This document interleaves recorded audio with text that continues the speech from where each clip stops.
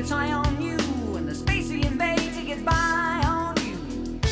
That's Rush, one of rock music's most influential bands. Jim Axelrod talks with a founding member, Geddy Lee, for the record. Cheers. Cheers. At Henderson's Brewery in Toronto. It's quite a full-bodied beer, and yet it's light at the same time. Two best friends, business partners for decades, have a new venture. This is Rush Canadian Golden Ale. Invisible airwaves crackle with life. Right the tender bristle with the energy.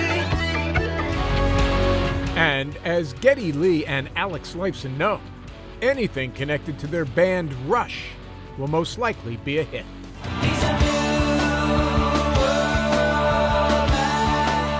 55 years after they formed Rush in the suburbs of Toronto, Lee is out with a memoir. We all think we know ourselves, but we keep secrets from ourselves. It takes sometimes a deep dive like that to turn over all the stones and see, wow, that was me. Geddy Lee may now live a rock star's life with some of his 350 bass guitars lining his home studio. I'm not looking for any more. So he says. But it's nothing he could have ever imagined. This son of Jewish immigrants. Your given name is Gary. Mm-hmm. And my mom had a very thick accent. And so she said, Geddy, come in the house. And that's how my name was born. Geddy, come in the house.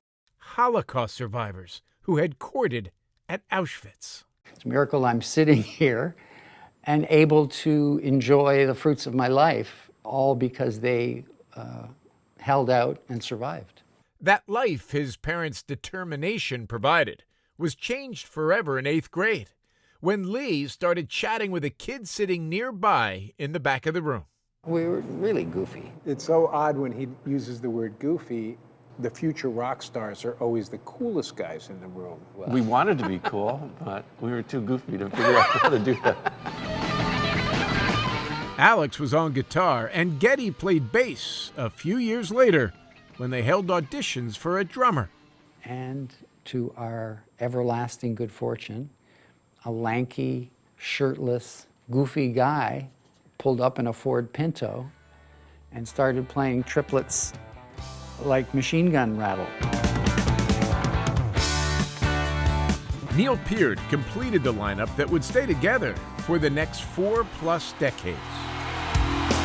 I'm a warrior, mean stride. Today's time, so you mean pride. Their blend of musicianship, stagecraft, and yes, a little goofiness, inspired intense loyalty from a crowd that was largely male teenagers in the early days. Maybe some of the people watching you were like, I'm so tired of going to high school every day and worried about how I look and what I'm wearing and being cool. Alienation, you can relate to that.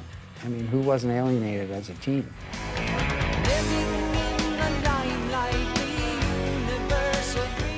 Though the album Moving Pictures had fan favorites like Limelight and Tom Sawyer, hit singles were never their jam.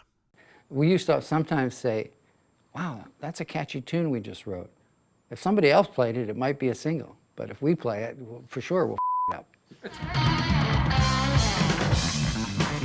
But they knew what they were doing, combining that big progressive rock sound with Geddy's distinctive voice. Early critics, if your voice was any higher, your audience would consist entirely of dogs and extraterrestrials. That's a good one. I'll buy that. It was a formula that would sell more than 40 million albums. What's the lesson?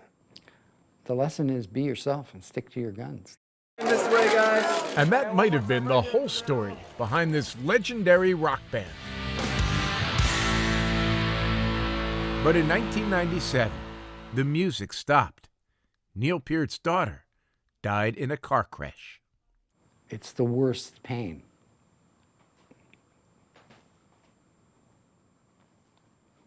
The worst possible pain to lose a child. 10 months later, Peart's wife died of cancer. It would take 5 years for Peart to want to play again. And we walked out on stage as three just people that were really thankful that we had a second chance to do this. Rush 2.0 was a different band. How? More appreciative, looser. We just started saying yes to things we normally said no to. A massive candlelight vigil was held last night, led by the Canadian band Rush. Which is how they ended up in TV shows like South Park and movies like I Love You, Man.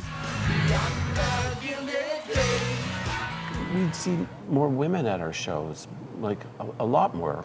Like And 5 or 6.